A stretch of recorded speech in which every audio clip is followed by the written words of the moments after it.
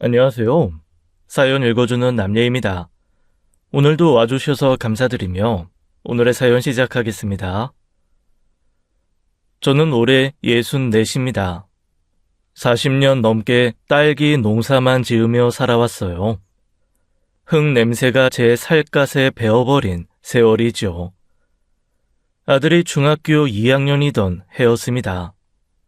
그날도 여느 때처럼 딸기 하우스에서 일하고 있었어요.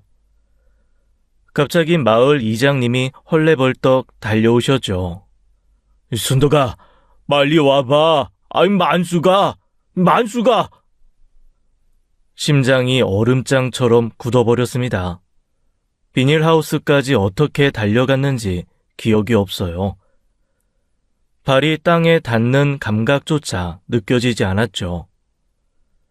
현장에 도착했을 때 저는 그 자리에 멈춰 섰습니다. 아들이 먼저 와 있었어요. 아버지의 피투성이 시신 옆에 주저앉은 채로요. 아이의 교복 바지가 핏물에 젖어 있었죠. 그날 이후 아들은 입을 닫았습니다. 밥도 제대로 먹지 않았어요. 방문 앞에서 밥상을 놓고 사정을 해도 소용없었죠. 문틈으로 새어나오는 건 침묵뿐이었습니다. 저는 그 닫힌 문 앞에서 매일 밤 무릎을 꿇었어요. 한 달 뒤 학교에서 연락이 왔습니다. 어머니, 학교로 좀 와주셔야겠습니다. 현식이가 같은 반 아이를 심하게 때려서 병원에 실려갔어요. 코뼈가 부러졌다고 합니다. 저는 학교에 불려가 교장실 바닥에 무릎을 꿇었습니다.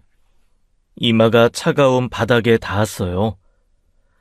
압이 잃은 아이라 그렇다고 한 번만 봐달라고 빌었죠.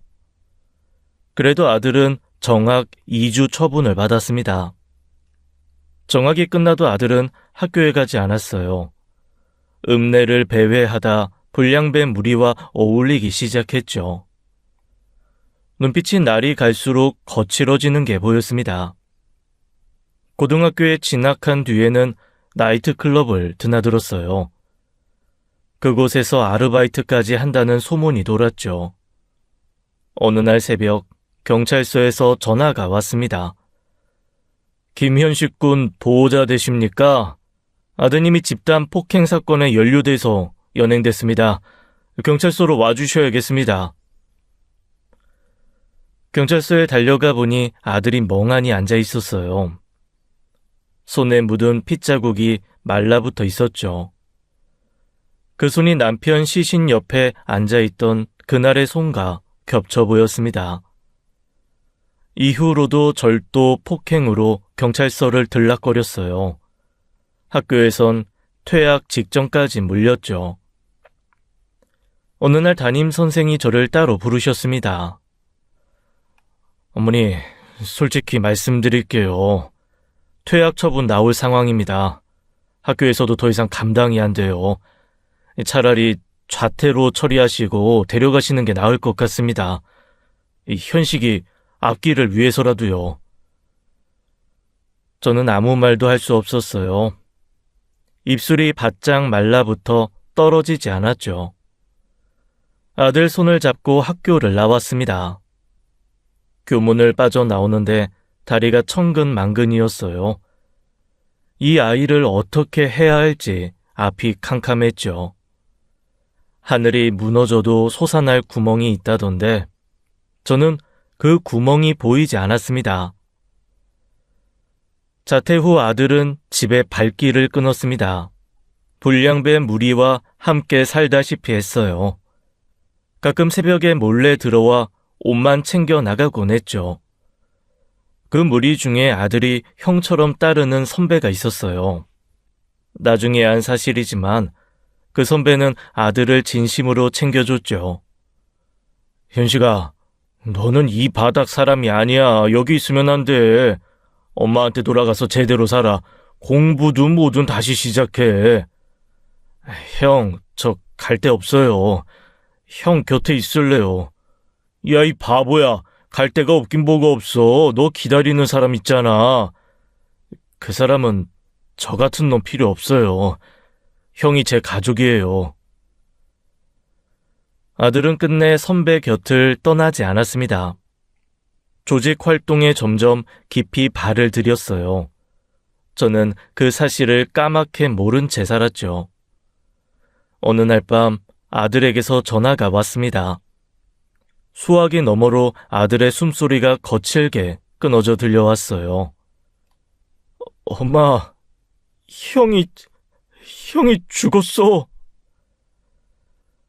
그 뒤로 아들이 들려준 이야기는 이러했습니다. 선배가 상대 조직에게 피습을 당했다는 소식에 아들이 현장으로 달려갔다 해요. 어두운 골목 바닥에 선배가 쓰러져 있었죠. 이미 숨이 끊어진 뒤였습니다. 핏물이 고인 바닥에 선배의 얼굴이 처참하게 일그러져 있었어요. 그 순간 아들의 눈앞에 아버지의 시신이 겹쳐 보였답니다. 비닐하우스 바닥에 쓰러져 있던 그날의 아버지요. 아들은 그 자리에서 무릎을 꿇고 구토했죠. 자신도 이렇게 죽을 수 있다는 공포가 목을 조여왔다 했습니다. 뼛속까지 스며드는 한기에 온몸이 굳어버렸다 해요. 다리에 힘이 풀려 일어설 수가 없었죠. 그날 밤 아들이 집으로 돌아왔습니다. 한밤중에 제 방문을 두드리는 소리가 들렸어요. 문을 여니 아들이 문지방에 주저앉아 울고 있었죠. 가로등 불빛에 비친 아들의 얼굴이 헬쓱하게 말라 있었습니다. 엄마, 무서워. 나 무서워. 엄마, 미안해. 정말 미안해. 내가 잘못했어. 다 잘못했어. 아들이 제 앞에 무릎을 꿇었습니다. 이마를 바닥에 대고 흐느꼈어요. 이제 제대로 살게. 사람답게 살게. 엄마, 나 한 번만 더 기회를 줘. 저는 아무 말도 하지 않았습니다. 그저 아들을 끌어안았어요. 아들의 등이 갈대처럼 가늘게 떨리고 있었죠. 저희 둘은 밤새 부둥켜 안고 울었습니다. 창밖이 하얗게 밝아올 때까지 서로를 놓지 못했어요. 이후 아들은 불량배 무리와 완전히 연을 끊었습니다. 검정고시 책을 펴들고 공부를 시작했어요. 매일 새벽까지 책상 앞에 앉아있는 아들의 뒷모습이 보였죠. 2년 뒤 아들은 검정고시에 합격해 고졸 학력을 취득했습니다. 검정고시 합격 후 아들은 서울로 상경했습니다. 자동차 부품 공장에 취직했다는 연락이 왔어요.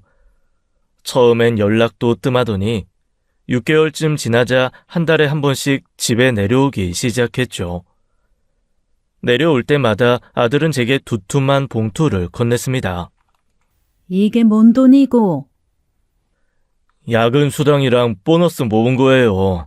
그동안 고생하셨으니까 용돈으로 쓰세요. 야, 너 쓸 돈도 있어야지. 서울 물가가 얼마나 비싼데. 저 괜찮아요. 회사에서 기숙사 나오고 밥도 나와요. 아유, 쓸 데가 없어요. 엄마가 쓰세요. 봉투를 열어보니 100만 원이 넘는 돈이 들어있었습니다. 공장 월급으로 이게 가능한 건가 싶었어요. 하지만 아들의 밝아진 얼굴을 보니 괜한 의심인가 싶었죠. 어느 날은 낡은 비닐하우스 골조를 새 것으로 교체해주겠다며 업자까지 불러왔습니다. 제가 말리는데도 아들은 고집을 꺾지 않았어요. 엄마, 이 골조 언제 쪽 거예요? 녹슬어서 위험해. 태풍 오면 어떡하려고. 그래도 이건 돈이 얼마나 드는 건데. 제가 알아서 할게요. 엄마는 신경 쓰지 마세요. 또 어느 날은 삐걱거리던 현관문과 마루 전체를 새로 깔아줬습니다. 명절에는 한우 세트에 홍삼까지 잔뜩 사들고 내려왔어요. 냉장고가 넘쳐날 지경이었죠. 제 생일에는 금반지까지 선물하며 고개를 숙였습니다. 엄마, 그동안 고생시켜서 죄송해요. 앞으로 잘할게요. 이제 편하게 사세요. 아들의 눈가가 붉어져 있었습니다. 저도 덩달아 목이 메어왔어요. 그런데 한편으로는 이상한 찜찜함이 가시지 않았죠. 어느 날 저는 아들을 붙잡고 물었습니다. 현식아, 솔직히 말해봐라. 네 혹시 나쁜 짓 하는 거 아니지? 이 돈 어디서 나는 거야? 엄마, 갑자기 왜 그래요? 공장 월급으로 이게 말이 돼? 비닐하우스에 마루에 금반지까지. 나 무서워서 그래. 아들이 정색을 하며 펄쩍 뛰었습니다. 엄마, 아우 나 진짜 열심히 사는 거야. 특근에 상여금까지 받아서 한 푼도 안 쓰고 모은 거라고요. 아들의 눈빛이 너무 진지해서 더는 캐묻지 못했습니다. 동네 사람들은 아들이 완전히 사람 됐다며 칭찬이 자자했어요. 순덕아, 네 아들 효자 됐네. 부럽다 부러워. 저도 이제 아들 걱정은 놓아도 되겠다 싶었습니다. 그 말을 들을 때마다 가슴 한켠이 뿌듯하게 차올랐어요. 오랜만에 마음이 한결 가벼워지는 것 같았죠. 그때는 몰랐습니다. 그 넉넉한 봉투 속에 어떤 그림자가 웅크리고 있었는지요. 아들이 32이 되던 해였습니다. 느닷없이 전화가 왔어요. 엄마, 나 결혼할 사람 있어. 이번 주말에 데리고 내려갈게. 수화기를 놓고도 한참 멍하니 서 있었습니다. 그 녀석 입에서 결혼이란 말이 나올 줄이야. 가슴 한편이 간질간질 설레어 왔죠. 주말에 아들이 여자를 데리고 왔습니다. 대문 앞에 선 아가씨를 보는 순간 숨이 멎는 듯 했어요. 첫눈에 봐도 참하고 싹싹해 보이는 얼굴이었죠. 어머니, 안녕하세요. 이미연이라고 합니다. 허리를 깊이 숙여 인사하는 모습에서 바른 교육이 느껴졌습니다. 마당 한켠에 핀 코스모스가 바람에 살랑거렸어요. 그 꽃처럼 맑은 아이였죠. 저녁 밥상을 차려놓고 이런저런 얘기를 나눴습니다. 며느리 될 사람은 식당 주방 보조로 시작해 조리사 자격증까지 딴 성실한 사람이었어요. 집안 형편이 어려워서 학교는 일찍 그만뒀어요. 대신 손에 기술이라도 있어야겠다 싶어서 주방 일을 시작했어요. 그래서 지금은 뭘 하는 거야? 지금은 호텔 뷔페 주방에서 일해요. 악착같이 버텼더니 여기까지 왔네요. 가난한 집안에서 홀로 일어선 아이였습니다. 고생 끝에 자리 잡은 그 모습이 대견하고 기특했어요. 젊은 나이에 얼마나 일을 악물었을지 눈에 선했죠. 제 며느리가 될 사람이 이렇게 단단한 사람이라니 속으로 안도의 숨이 새어 나왔습니다. 무엇보다 아들을 바라보는 며느리의 눈빛에 마음이 놓였어요. 거기엔 꾸밈 없는 진심이 고여 있었죠. 아들도 며느리 앞에서는 한없이 부드러워지는 게 보였습니다. 험하게 살던 그 녀석이 어쩜 저리 순해질 수 있나 싶었어요. 밥상을 치우고 아들이 자리를 비운 틈에 며느리에게 물었죠. 미연아, 혹시 우리 현식이 과거 알고 있니? 며느리가 천천히 고개를 끄덕였습니다. 네, 어머니, 다 들었어요. 그런데도 괜찮은 거야? 무섭지 않어? 어머니, 저는 과거보다 지금이 중요하다고 생각해요. 현식이 오빠가 얼마나 열심히 사는지 제가 봤어요. 저는 그 사람을 믿어요. 그 말에 제 손이 먼저 움직였습니다. 며느리의 손을 덥석 잡았어요. 눈물이 왈칵 쏟아졌죠. 고맙다, 미연아. 정말 고마워. 두 사람은 그해 가을 조촐하게 결혼식을 올렸습니다. 하늘이 유난히 높고 맑은 날이었어요. 동네 사람들은 수군거렸죠. 저 문제아가 저런 색시를 얻었네. 세상에 이런 일이야. 저는 그 말에 대꾸하지 않고 그저 웃었습니다.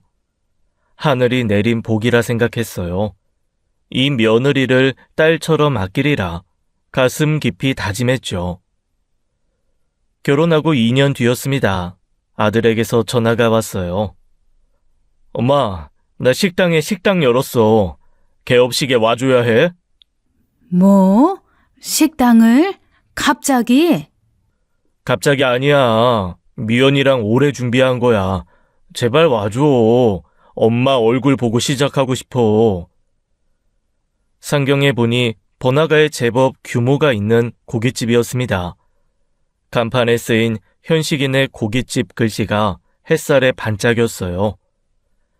그 글씨를 올려다보는데 괜히 코끝이 찡해졌죠. 조리사 출신 며느리가 주방을 맡고 아들이 주방 보조 및 홀을 관리하는 구조였습니다. 개업식 날 손님이 북적이는 걸 보며 가슴이 벅차올랐어요.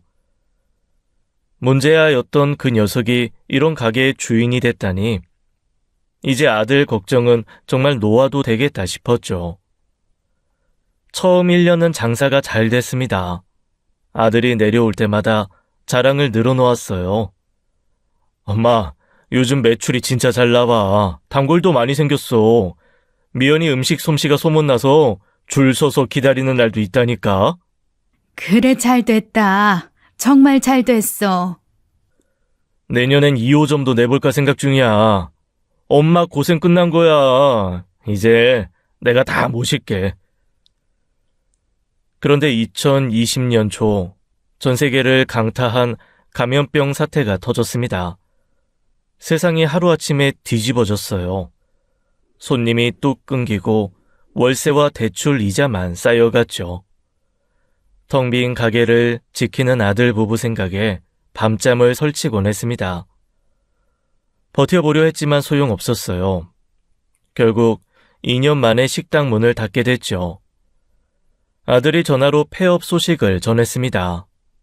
수화기 너머로 한참 동안 침묵만 흘렀어요.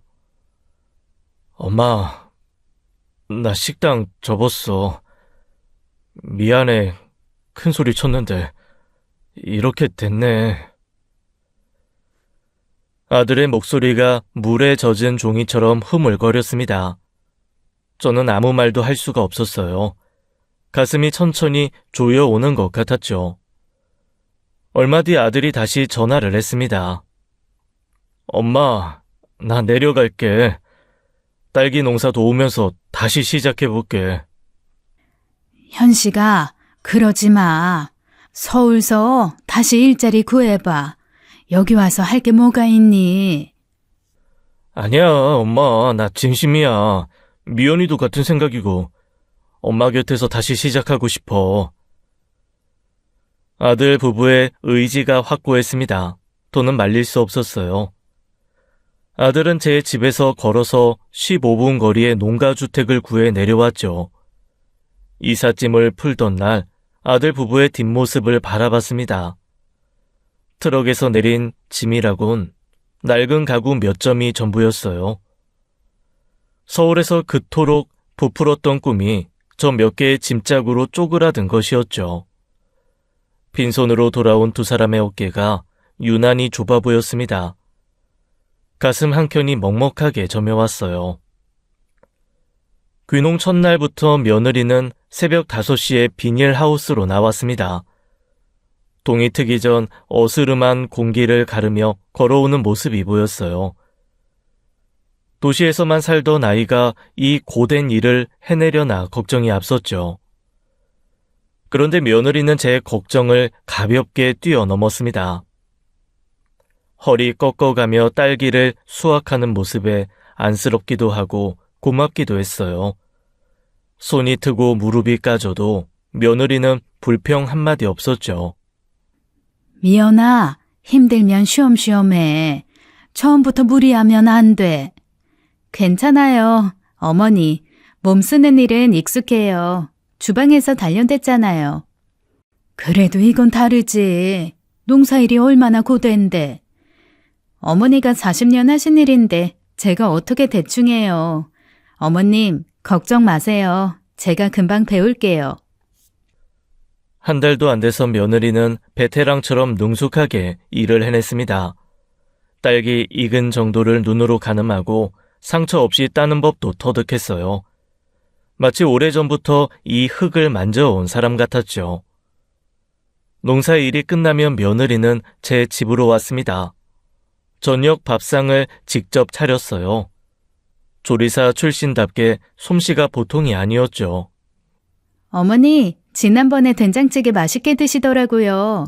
오늘은 거기에 들깨가루 넣어서 끓여봤어요. 어머, 이거 완전 내 스타일이네. 어떻게 알았어? 어머니 드시는 거 눈여겨봤죠. 다음엔 또 다르게 해볼게요.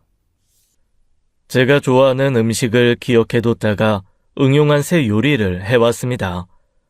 관절에 좋다는 도가니탕, 우족찜도 직접 고아서 가져왔어요. 뼈를 푹 고아낸 국물이 입안에서 녹아내렸죠. 밥상뿐 아니라 청소, 빨래까지 도맡아서 했습니다. 제가 그만하라 해도 들은 척도 안 왔어요. 미연아, 이제 그만해. 네가 무슨 가정부야? 어머니, 저 이러는 거 좋아해요. 어머니 집이 깨끗해지면 제 마음도 개운해요. 아이고, 얘가 진짜. 집 구석구석이 며느리 손을 거치면 환하게 달라졌습니다. 묵은 먼지가 사라지고 공기까지 맑아지는 것 같았어요. 동네 할머니들은 저만 보면 입을 모았죠. 순덕아, 너 전생에 나라 구했냐? 저런 며느리 어디서 구했어? 그 소리를 귀에 닦지 않게 들었습니다. 들을 때마다 어깨가 으쓱해지면서도 한편으론 마음이 저렸어요. 식당 망해서 속이 까맣게 타들어갈 며느리가 오히려 저를 챙기고 있으니까요. 그 속내를 생각하면 모간이 뜨겁게 조여왔습니다. 이런 며느리한테 뭐든 해주고 싶었어요. 그래서 농사 수익 대부분을 아들 부부에게 쥐어줬죠. 아들 부부가 귀농한 지 1년쯤 됐을 때였습니다. 무릎 통증이 부쩍 심해졌어요. 오래된 관절염인데 병원 가기 귀찮아서 파스만 붙이고 버텼죠. 농사일에 바쁘다는 핑계로 아픈 몸을 방치하고 있었습니다. 며느리가 그걸 알아챘어요. 어머니, 무릎 많이 아프신 거죠? 걸을 때 자꾸 찡그리시더라고요. 에이, 괜찮아. 늙으면 다 이래. 파스 붙이면 나아. 그러시면 안 돼요. 제가 정형외과 예약 잡아놨어요. 내일 가요. 뭘 그런 걸 벌써 잡어. 안 가도 돼. 제가 버티자 며느리는 다음날 아침 차를 몰고 왔습니다. 방강제로 저를 조수석에 태웠어요. 못 이기는 척 끌려가긴 했지만 속으로는 고마웠죠. 검사 결과 연골이 많이 닳아 있었습니다. 어머니, 주사 치료랑 재활운동 병행하셔야 돼요. 이대로 두시면 나중에 걷기 힘들어지실 수도 있어요. 이후 며느리는 2주에 한 번씩 저를 병원에 데려갔습니다. 한 번도 빠지지 않았어요. 병원 갔다 오면 집에서 재활운동도 같이 해줬죠.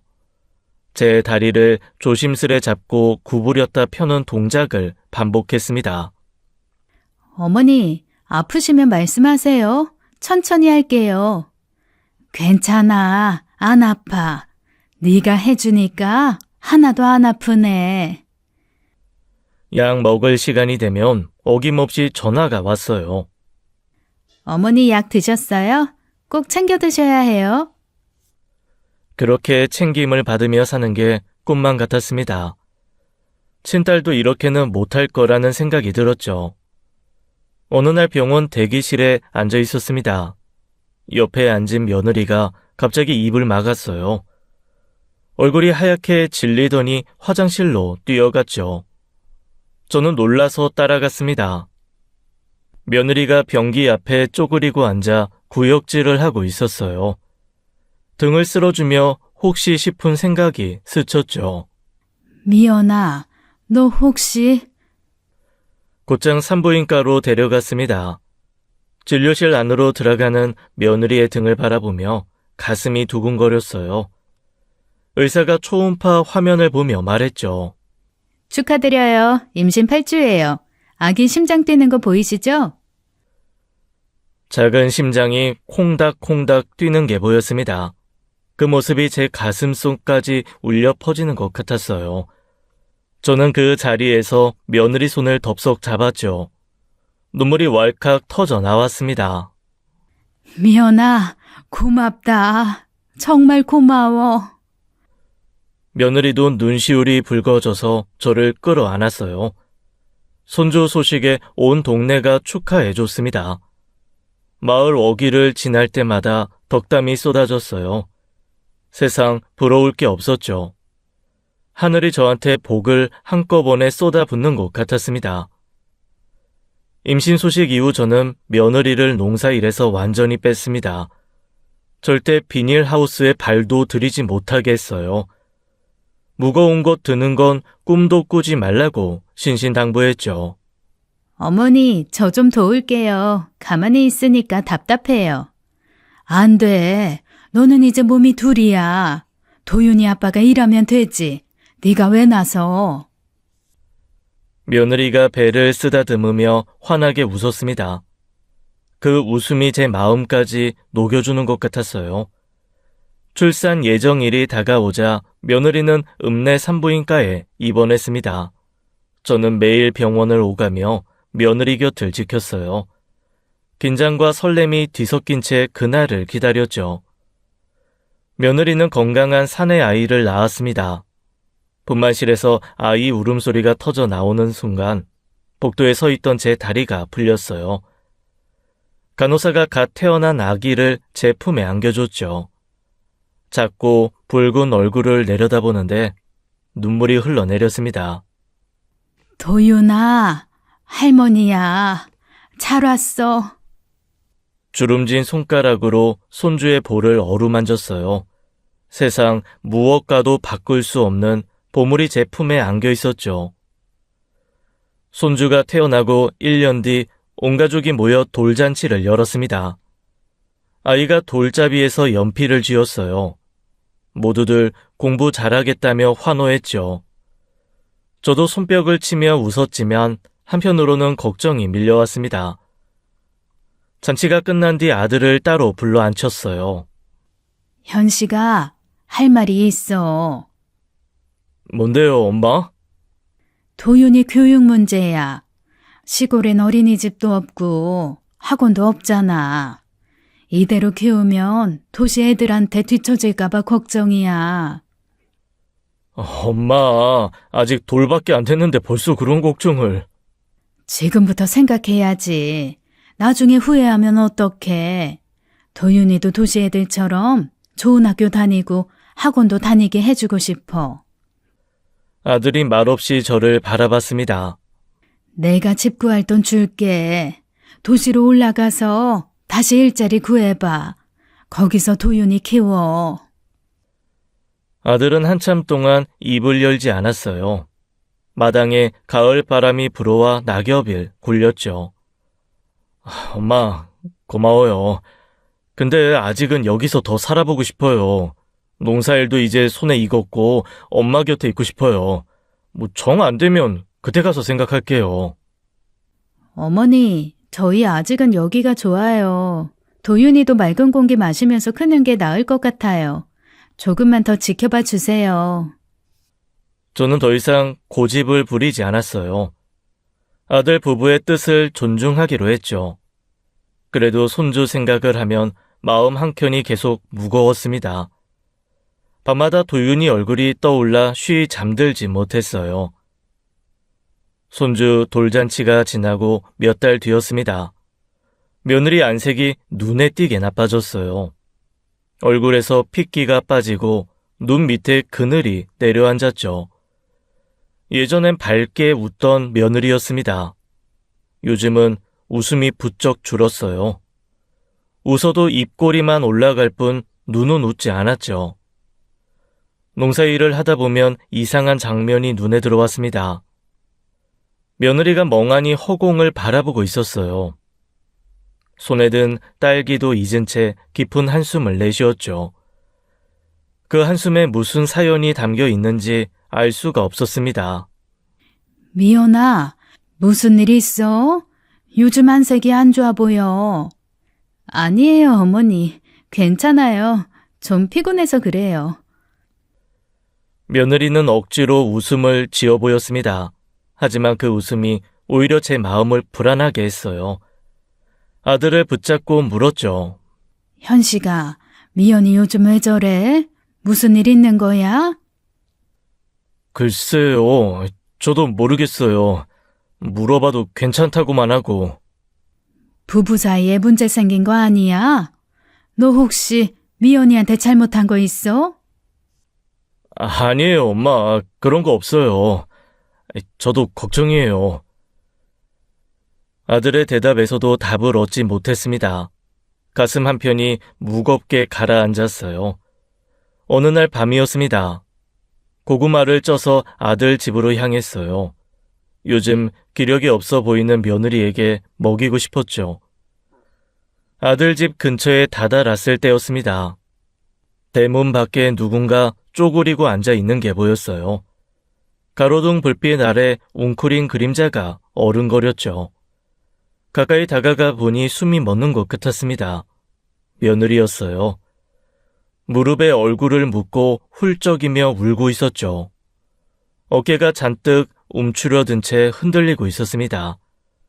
저는 깜짝 놀라 담벼락 뒤로 몸을 숨겼어요. 숨을 죽이고 며느리를 지켜봤죠. 차마 다가갈 수가 없었습니다. 며느리는 한참을 흐느꼈어요. 밤 공기에 실려오는 울음소리가 제 가슴을 찢었죠. 얼마나 지났을까 며느리가 소매로 눈물을 닦았습니다. 힘겹게 몸을 일으키더니 대문 안으로 사라졌어요. 저는 차마 문을 두드리지 못했습니다. 손에 든 고구마 봉지가 천근만근 무겁게 느껴졌어요. 그대로 발길을 돌려 집으로 돌아왔죠. 그날 밤 저는 며느리 생각에 잠을 이루지 못했습니다. 천장만 바라보며 뜬 눈으로 밤을 지새웠어요. 대체 저 아이에게 무슨 일이 생긴 걸까? 불안한 예감이 가시처럼 가슴에 박혔죠. 딸기 수확이 한창인 바쁜 시기였습니다. 비닐하우스 안에 빨갛게 익은 딸기들이 보석처럼 빛나고 있었어요. 일손이 아무리 많아도 모자랄 때였죠. 며느리는 안색이 좋지 않았습니다. 그런데도 새벽부터 비닐하우스에 나와 일을 했어요. 입술이 핏기 없이 창백했죠. 눈 밑에 드리운 그늘이 며칠째 지워지지 않고 있었습니다. 미연아, 오늘은 쉬어. 얼굴이 너무 안 좋아. 괜찮아요, 어머니. 바쁜 시기잖아요. 저 빠지면 어머니 힘드시잖아요. 힘들면 어때? 네 몸이 더 중요하지. 들어가서 쉬어. 진짜 괜찮아요. 조금만 더 하고 쉴게요. 며느리는 손을 멈추지 않았습니다. 허리를 숙여 딸기를 따는 동작이 평소보다 느렸어요. 저는 자꾸 며느리 쪽으로 눈이 갔죠. 오전 내내 일하던 며느리가 딸기 상자를 들고 일어섰습니다. 그 순간 며느리의 몸이 크게 휘청거렸어요. 상자가 손에서 미끄러지며 바닥에 쏟아졌죠. 빨간 딸기들이 흙바닥 위로 굴러갔습니다. 미연아! 저는 소리를 지르며 달려갔습니다. 간신히 며느리를 부축해 쓰러지는 걸 막았어요. 며느리의 몸이 축 늘어져 제 팔에 걸렸죠. 얼굴이 종이장처럼 하얗게 질려 있었습니다. 이마와 목에 식은땀이 줄줄 흐르고 있었어요. 눈동자 초점이 흐릿하게 풀려 있었죠. 미연아! 정신 차려! 미연아! 저는 농사고 뭐고 다 내팽개쳤습니다. 당장 택시를 불러 읍내 병원으로 데려갔어요. 택시 안에서 며느리의 차가운 손을 꼭 쥐고 있었죠. 손끝이 얼음장 같았습니다. 창밖으로 스쳐가는 풍경이 눈에 들어오지 않았어요. 검사 결과가 나왔습니다. 심한 빈혈이에요. 면역력도 바닥까지 떨어져 있고요. 과도한 스트레스가 원인인 것 같습니다. 당장 일 멈추고 쉬셔야 해요. 많이 심각한 건가요? 이대로 계속 무리하시면 입원하셔야 할 수도 있어요. 절대 안정이 필요합니다. 병원을 나와 며느리에게 단호하게 말했어요. 미연아, 이제 일 그만해. 의사 선생님 말 들었잖아. 어머니, 지금 바쁜 시기잖아요. 제가 빠지면 안 돼요. 일손은 구하면 돼. 네 몸보다 중요한 농사가 어딨어. 아니에요. 괜찮아요. 조금만 쉬면 나아질 거예요. 제가 할게요. 며느리는 끝까지 고집을 꺾지 않았습니다. 저는 그 완강함이 이해가 되지 않았어요. 도대체 왜 저렇게까지 무리를 하는 걸까? 무언가 말 못할 사정이 있는 게 분명했죠. 며느리의 어깨 위에 보이지 않는 짐이 올라앉아 있는 것 같았습니다.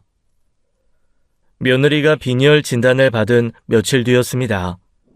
시장에 장을 보러 갔다가 홍매 할매를 만났어요. 평소 친하게 지내던 사이였죠. 그런데 홍매 할매 표정이 묘했습니다. 뭔가 말하고 싶은데 망설이는 눈치였어요. 순덕아, 네 며느리 요즘 어떠냐? 미연이요? 왜요? 아니, 그냥 좀 이상한 소문이 돌아서. 소문이요? 무슨 소문인데요? 홍매 할매가 주위를 두리번거리더니 목소리를 낮췄습니다. 네 며느리가 밤마다 낯선 남자들이랑 외제차 타고 어디 간다 카더라. 동네 사람들이 바닥하던데. 뭐라고요? 그게 무슨 말도 안 되는 소리예요? 아이고, 나도 들은 얘기야. 내가 본 거 아니고. 그냥 알려주는 거다. 헛소문 퍼뜨리지 마세요. 우리 미연이가 그럴 애가 아니에요. 저는 버럭 화를 내며 자리를 떴습니다. 장바구니를 든 손이 부들부들 떨렸어요. 시장 사람들의 시선이 등 뒤에서 따가웠죠. 집으로 돌아오는 내내 가슴이 답답하게 조여왔습니다. 며칠 뒤 농사일 도우러 온 미진 엄마도 비슷한 말을 꺼냈습니다. 아주머니, 저도 좀 걸리는 게 있어서요. 밤늦게 화장하고 차려입은 며느리를 봤다는 사람이 있대요. 읍내 쪽으로 가더라고 하던데요. 그것도 헛소문이에요. 신경 쓰지 마세요. 저는 버럭 화를 내며 자리를 떴습니다. 입으로는 그렇게 말했지만 속이 편치 않았습니다. 불안의 뿌리가 가슴 깊이 내려앉기 시작했어요. 밤마다 대문 밖에서 울던 며느리 모습이 자꾸 떠올랐죠. 얼마 뒤 파주댁이 집까지 찾아왔습니다. 대문을 들어서는 얼굴이 심각했어요. 순덕아, 나 할 말이 있어서 왔다. 뭔데? 소문이 읍내까지 퍼졌어. 이거 그냥 넘길 일 아니야. 또 그 얘기야? 다 헛소문이라니까. 순덕아, 며느리만 믿고 있다가 뒤통수 맞으면 어떡하려고. 직접 확인해봐, 두 눈으로. 저는 펄쩍 뛰며 화를 냈습니다. 우리 미연이 그럴 애 아니야. 내가 더 잘 알아. 그런 말 할 거면 이제 오지 마. 알았어. 내가 괜한 소리 했다. 근데 한 번쯤 확인해 보는 게 좋지 않겠나? 나중에 후회하지 말고. 파주댁이 돌아간 뒤 마당에 홀로 섰습니다. 바람이 불어와 낙엽을 굴렸어요. 가슴 한구석에 의심이 씨앗이 심어진 것 같았죠. 그 씨앗이 싹을 틔울까봐 두려웠습니다. 며느리를 의심하는 제 자신이 밉고 한심했어요. 하지만 한번 들어앉은 불안은 쉽게 가시지 않았죠. 파주댁이 간 뒤에도 며칠간 잠을 제대로 못 잤습니다. 눈을 감으면 소문들이 머릿속을 휘저었어요. 천장만 바라보다 새벽을 맞는 날이 이어졌죠. 밥을 먹어도 모래를 씹는 것 같았습니다. 결국 직접 눈으로 확인하기로 마음먹었어요. 며느리를 의심하는 게 죄스러웠죠. 하지만 이대로는 미칠 것 같았습니다. 헛소모님을 확인하고 마음을 놓고 싶었어요. 저녁이 되자 아들 집 근처로 갔습니다. 담벼락 그늘에 몸을 숨기고 기다렸어요. 심장이 목구멍까지 차오르는 것 같았죠. 골목에는 가로등 불빛만 희미하게 흔들리고 있었습니다. 차가운 밤 공기가 옷깃 사이로 스며들었어요. 밤 11시쯤이 됐을 때였죠. 아들 집 대문이 열렸습니다. 며느리가 나왔어요. 저는 그 모습에 숨이 멎는 줄 알았습니다. 평소와 전혀 다른 사람이었어요. 진하게 화장을 하고 있었죠. 새빨간 립스틱이 어둠 속에서도 선명했습니다. 몸에 딱 붙는 옷차림에 굽 높은 구두를 신고 있었어요. 농사일에 지친 며느리의 모습은 어디에도 없었죠. 낮에 흙 묻은 손으로 딸기 따던 그 사람이 맞나 싶었습니다. 잠시 뒤 검정색 고급 세단 한 대가 미끄러지듯 다가왔어요. 며느리 앞에 소리 없이 멈춰섰죠. 운전석에서 정장을 입은 남자가 내렸습니다. 남자가 며느리에게 다가가 뒷문을 열어줬어요. 며느리는 아무렇지 않게 그 차에 올라탔습니다. 마치 수십 번 해온 일처럼 자연스러웠어요. 문이 닫히고 차가 천천히 움직이기 시작했죠. 차가 완전히 사라지자 제 다리에서 힘이 빠졌어요. 그 자리에 주저앉고 말았죠. 온몸이 부들부들 떨렸습니다. 눈앞이 캄캄해지며 아무것도 보이지 않았어요. 귀에서는 윙윙거리는 소리가 났죠. 손바닥으로 차가운 땅바닥을 짚었습니다. 이게 꿈인지 현실인지 분간이 되지 않았어요. 얼마나 지났을까 겨우 몸을 일으켜 집으로 돌아왔습니다. 방문을 닫자마자 무릎이 꺾였어요. 바닥에 엎드려 땅을 치며 울었죠. 하늘이 내린 복이라 믿었던 며느리였습니다. 딸처럼 아꼈던 아이였어요. 그 아이가 밤마다 낯선 남자 차에 올라타고 있었죠. 가슴 한복판에 대못이 박히는 것 같았습니다. 아들은 알고 있을까요? 모르고 있다면 어떻게 말해야 할까? 생각이 꼬리에 꼬리를 물었어요. 머릿속이 엉망으로 헝클어졌죠. 그날 밤 저는 울다 지쳐 잠이 들었습니다. 밤새 뒤척이다 결심을 굳혔습니다. 며느리가 어디로 가는지 직접 확인해야겠다고요. 혼자서는 엄두가 나지 않았어요. 조카에게 연락을 했죠. 민수야, 이모 좀 도와줄 수 있어? 이모, 무슨 일이에요? 목소리가 안 좋으시네.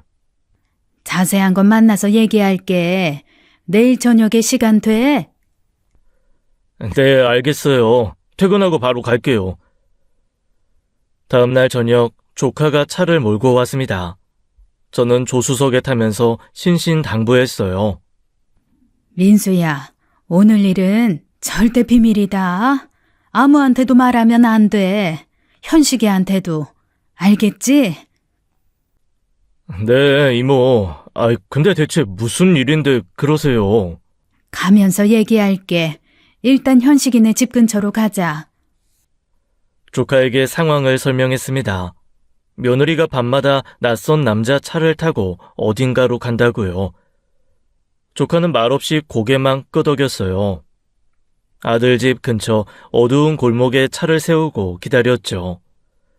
손에 땀이 차올라 바지에 연신 닦았습니다. 밤 11시쯤 됐을 때였어요. 아들 집 대문이 열렸죠.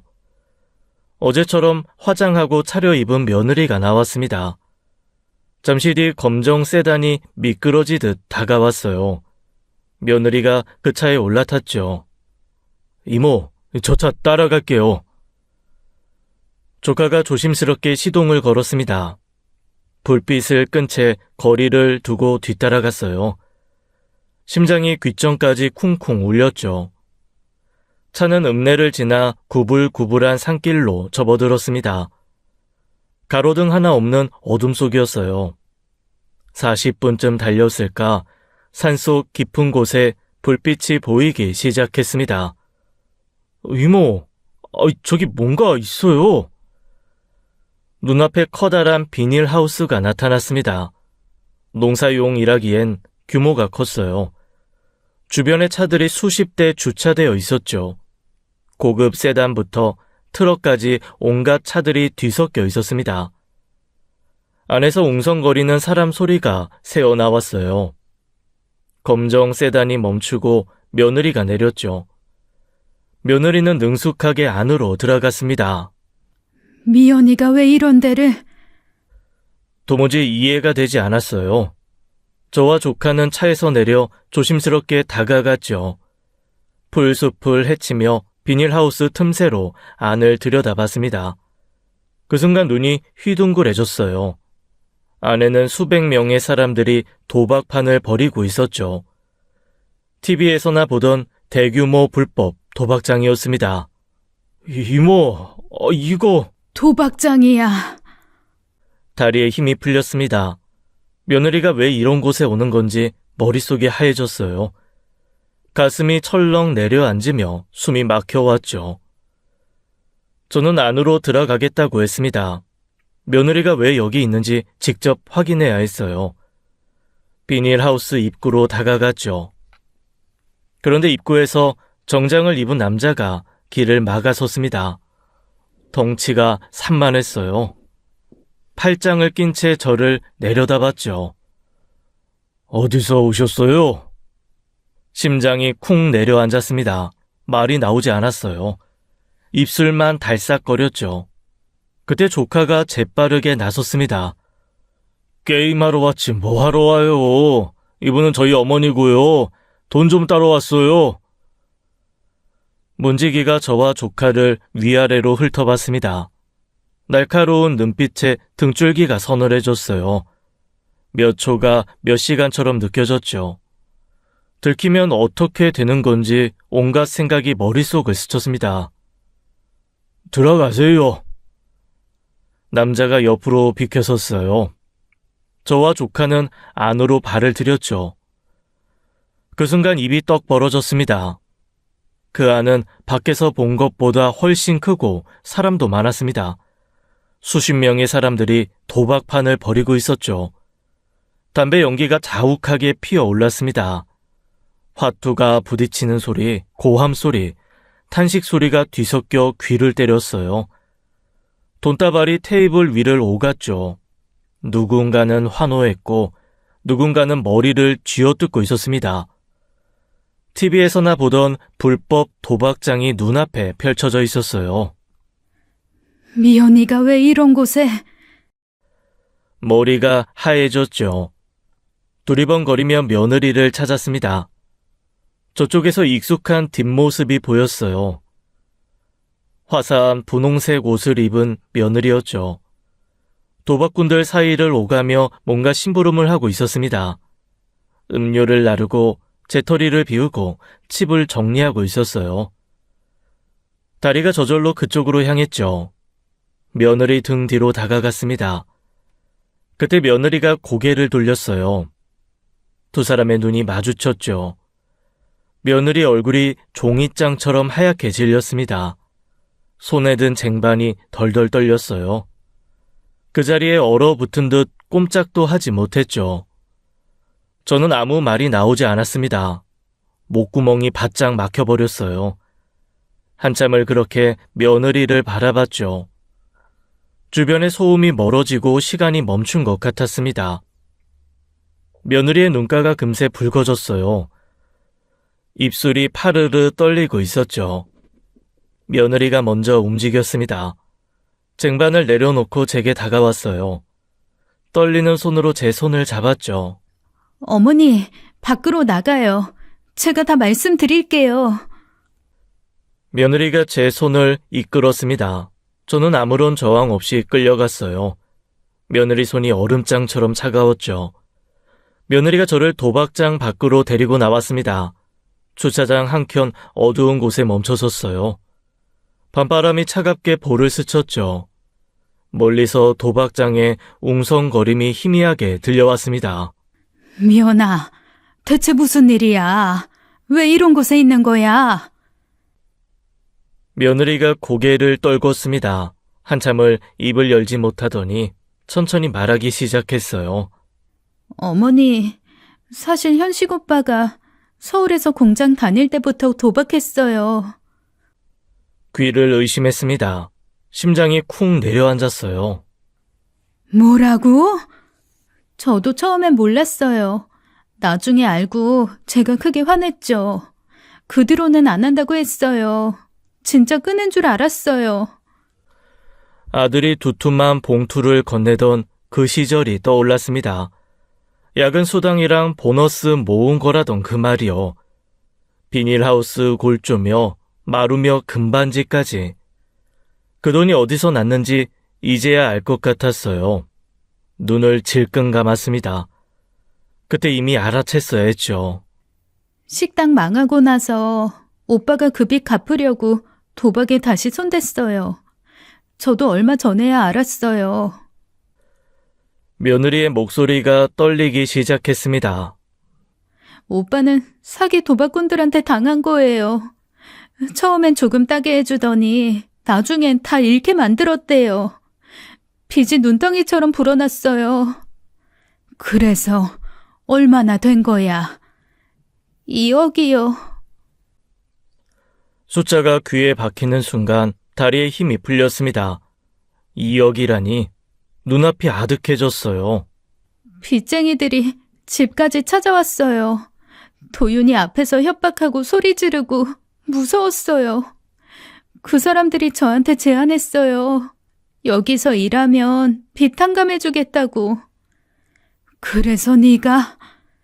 오빠는 안 된다고 했어요. 절대 안 된다고. 그런데 어머니, 상황이 너무 급박했어요. 이자는 계속 불어나고 그 사람들이 도윤이까지 건드릴 것 같았어요. 제가 자청했어요.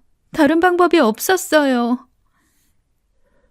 며느리 눈에서 눈물이 쏟아졌습니다. 주먹으로 눈물을 닦으며 말을 이었어요.